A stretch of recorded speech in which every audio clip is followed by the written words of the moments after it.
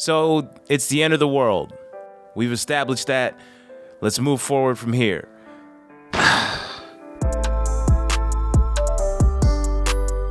In times like these, when it seems like we're just seconds away from doomsday, there is no better way to spend your time than binge watching anime. Obviously, I guess you could be gathering supplies, but in between that, you could binge watch some anime. So while you're being respectful of your neighbors and working to flatten the curve, maybe kick back and watch a few of these apocalyptic anime. Before I continue, you may have noticed that I look a little bit different, and that is because we're all working from home for obvious reasons. So we're finally becoming real anime YouTubers by becoming anime on YouTube using avatars.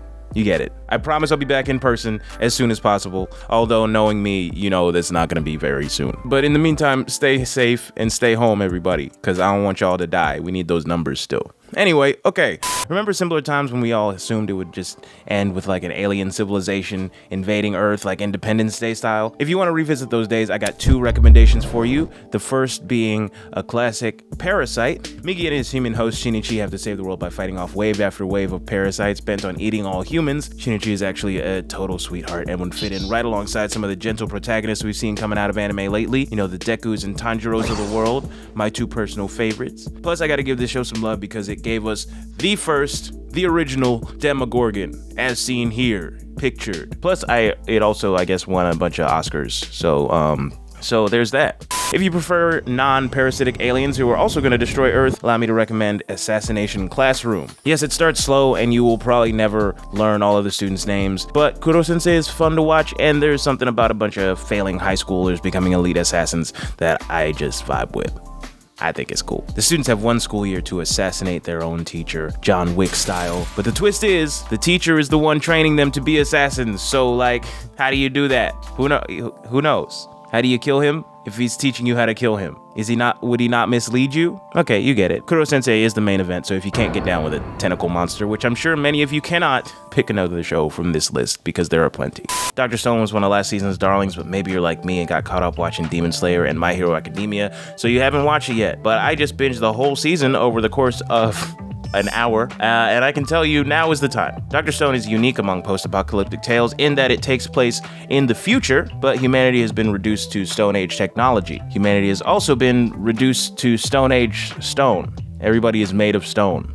Literally. Everybody looks like they just, you know when Kirby does the stone form thing in Smash Bros, the thing you hate so much and you think you're never gonna get caught by it, but you always do?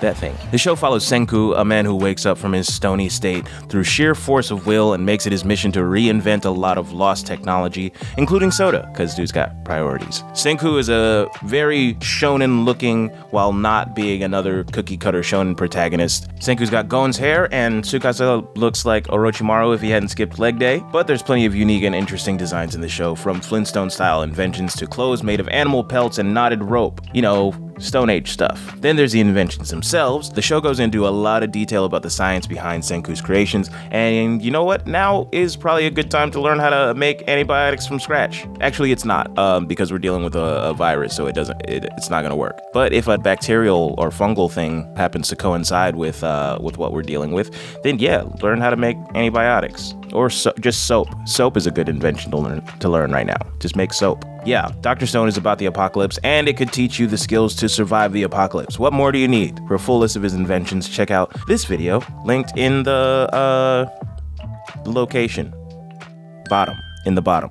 So, Dr. Stone gives us a fairly optimistic, though brutal depiction of the future, but what if you just want to delight in the decadence of the end times? There's no better anime for you than Akira, or Akira as Americans call it, because, you know, easy. If you've seen it before, watch it again. I just did. It's a classic, and it hits real different right now. If you haven't seen it before, do yourself a favor and knock this one off your watch list. It's a movie, so it'll only take you a couple hours to watch, one of anime's greatest masterpieces. Now, where Dr. Stone is about humanity clawing its way towards civilization, Akira is about destroying a corrupt society that has failed its citizens. It's resonating with me now because it focuses on a group of young people, mostly teenagers and children, who have powerful and terrifying abilities, which this sentence implies that I have. I don't know about you, but watching our country's leaders fail to proactively tackle this crisis, especially for working people, the disabled, and other vulnerable folks, makes me wish I had powerful and terrifying abilities. Just, I don't know what to tell you. Watch Akira because it's relevant.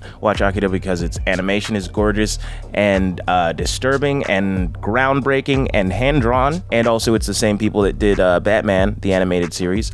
Look, watch Akira because once you do, you'll realize that your favorite shows and movies have been planting Akira references for decades. Just, I don't know, just watch it. Just watch it, okay? Kanye likes it. And so does Logic. If you really want to contemplate the meaning of life, you can start by watching Donyatsu, an anime about cat-like donut creatures. Hold up, what? Huh? Cat-like donut creatures that live in post-apocalyptic Shinjuku. It's sort of like the chaotic neutral version of Bananya, and it's as strange and terrifying as it is charming. If you want to hear some good news about the future for once, apparently these donut cats have Nintendo DS's, which is nice, but I'm not going to give you the hard sell on this. If Donyatsu is for you, you probably started watching it as soon as I said cat-like donut creatures in post-apocalyptic Shinjuku. So, carry on. Now, there has been a lot of doom and destruction on this list, so this next option is for people who want lighter fare. It is a love story, it's beautifully animated by the master Masaki Yuasa, and it centers around a sweet girl delivering some piping hot soup to her sick friend, who also happens to have a huge crush on her. The Night is Short Walk on Girl takes place during a flu outbreak in a small city, and if you're worried that that's too on the nose, let me assure you that the flu is just a minor subplot, as it is currently in all of our lives. It's really the tale of a long journey over the course of a short night. The main character encounters a bunch of friendly drunks, a mafia don, the spiciest hot pot in the world, and a school festival where she's forced to dress up as an apple. As an apple. From the music to the momentum, you won't want to stop watching. Plus, it's a movie, so it's a short commitment. And by the end, you'll feel like you just ate a bunch of warm, healthy, yummy hot pot to soothe your soul. And also maybe dressed like an apple. I don't know what your life is like. On the bleaker side of things, there is Girl's Last Tour, a tone poem about a fading world. Yuri and Chito are total opposites, and apparently some of the last girls on Earth. They travel through an immense burned out landscape in a tank that they're able to salvage. They don't really have a plan or destination because all they have to do is survive. It's much like Walking Dead in that way. It's a tender and lovely anime that can serve as a palate cleanser between the more intense stuff that we mentioned previously on this list. Each episode centers on a relatively normal activity like taking a hot bath or roasting a fish, but because Yuri and Chito have never even seen a fish before, let alone an onsen resort, everyday stuff becomes much more significant. So, you can imagine anime surprise. So far, all of these anime have touched on the apocalypse in the real world, but what about the warfare that's going on inside our own bodies? This is really bleak. Cells at Work does exactly that. I've touched on it before, but this is another anime that you've probably heard about from me, but may not have picked up yet, despite me talking about it. Now is a great time because we should all be giving our bodies some TLC, of course, and nothing makes me appreciate my body more than imagining that my blood platelets are tiny, clumsy anime babies. Every episode of Cells at Work touches on a different threat to the body, which I'm sure you're so down to hear about right now. From scrapes to bacteria to, yes, unfortunately, even viruses. Just do yourselves a favor and wash your hands, please. Please. Cells at Work dramatizes all of our body's inner workings, cause you know what? I bet the virus would be this cell-looking piece of shit in real life. You piece of shit. So as you sit home, taking your temperature and pounding emergency, watch red blood cell and white blood cell kick ass. It's cathartic. I promise you, I would not lead you astray. Now, if there was ever time to do some soul searching and ask yourself who you really are, it's now. So go watch Beastars. And look, you've been battling this in yourself for a long time. Just accept that you're a furry and move on. We're not gonna, nobody's gonna judge you for that. We're long since past that being a weird thing. We're way past that. Fuck other people anonymously, it's fine. Start watching Beastars. You won't be able to stop once you start, but if you are sheltering in place with your parents, maybe don't watch this where they can see your screen. Or I would just step outside, just to be safe. Beastars has a lot of intense and questionable moments, but it is definitely engrossing and very distant from real life. Not close to what you actually live at all. If you find yourself Googling Sonic feet pics after finishing season 1 though, I guess you're welcome. Next up is a show that I think everybody should be watching. The manga is one of the best things I've read in years. Anyone who has read the manga has been anticipating the anime, of course, and I am talking about Dorohedoro. There's one caveat. Netflix probably won't release this to the US until May or June at the earliest, but, you know, just go ahead and add it to your watch list now, because we're gonna be here for a while. Just trust me.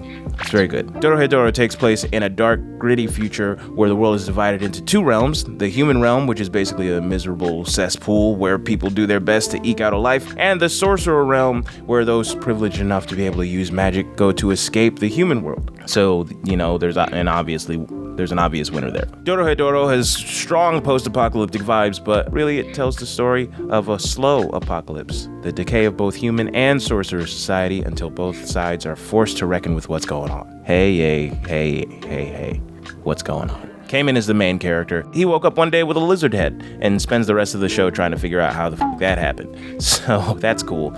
And this lizard man is just the beginning of the show's amazing design. I also have to point out that everyone in Dorohedoro wears a mask, including this dog. They're creepy masks that are literally created by Satan, but, you know, like beggars can't be choosers, you know what I'm saying? Dorohedoro also has a character called the Gyoza Fairy and antagonists with a Mulder and Scully vibe, so it really does have something for everyone, you know? Look, man, I know things seem pretty wild right now, but look at it this way. Could be a lot worse. I'm not sure how. I guess it could be Tokyo Ghoul. That's a possibility.